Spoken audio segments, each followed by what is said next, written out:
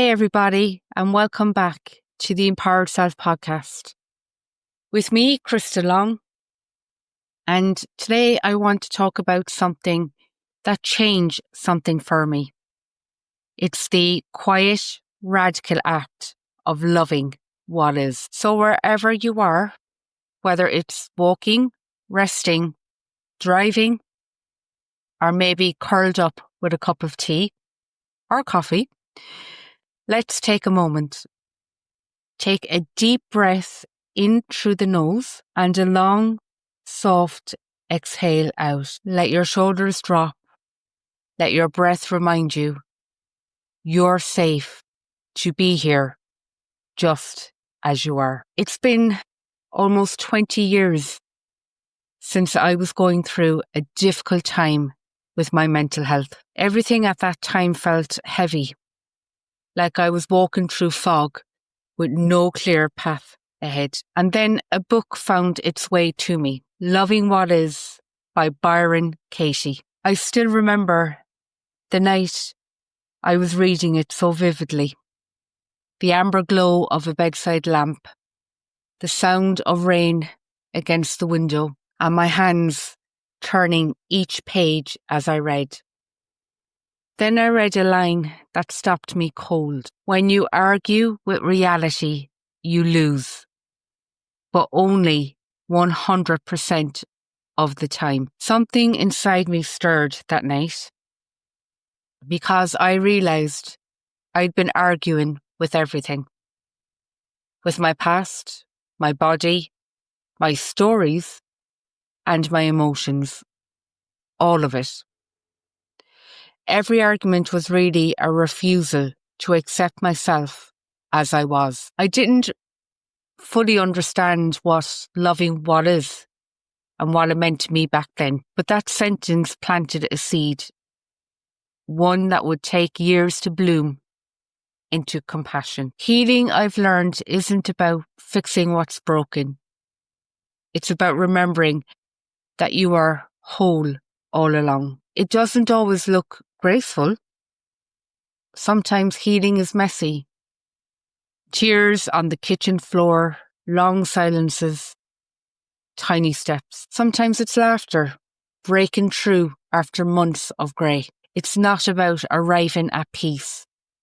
It's about learning to sit with yourself until peace finds you. There's pain, and then there's the story we attach to that pain. This shouldn't have happened. I should be stronger.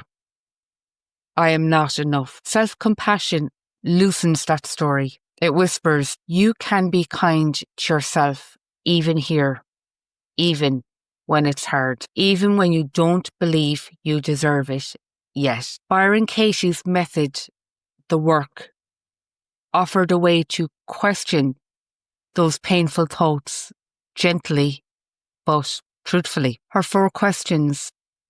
Is it true? Can you absolutely know it's true? How do you react when you believe that thought? And 4, who would you be without that thought? Those 4 questions became my quiet medicine. They taught me peace isn't found by changing the thought. It's found by seeing through it. When I began to ask them, I noticed how my body responded. My breath would deepen. The tightness in my chest would ease. My heart would soften. As if it was inquiry itself was a form of love. A dialogue between my mind and my soul that said, you're safe to ask. You're safe to see. If you're listening now, maybe place your hand over your heart. Feel the rhythm there.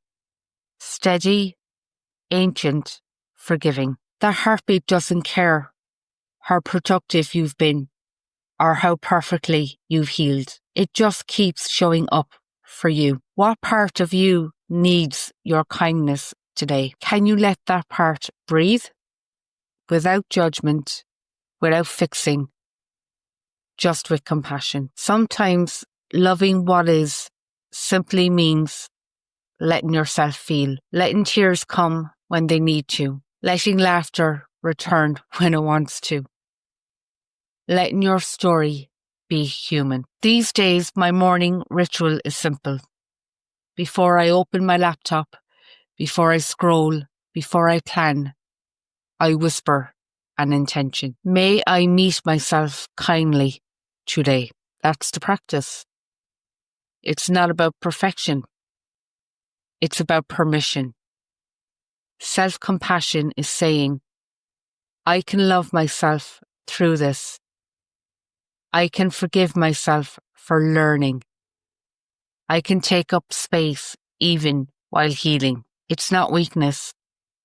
It's the bravest thing we can do. Because in a world that teaches us to fix, compare, and strive, choosing kindness is a rebellion. Think of something in your life that feels unresolved or uncomfortable. Something you've been resisting. A situation, a memory, or a feeling. Take a breath and whisper to yourself, this too belongs. Let that thought move through you. Notice what softens. Healing begins in that softening, not in control, not in certainty, but in the quiet yes to what already is. I've come to see what loving what is doesn't mean giving up.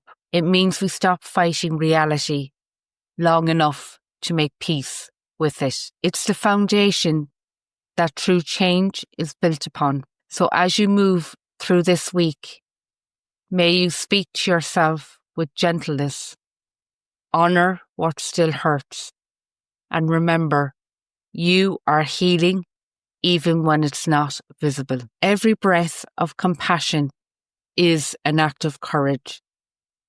Every small moment of self-kindness is a step closer to wholeness. Thank you for sharing this space with me today. If this episode spoke to you, share it with someone who might need a little reminder that peace doesn't come from fixing. It comes from loving what's already here. You can find me over on Instagram at Krystal Empowered Self, and join me next time on the Empowered Self podcast every second Wednesday.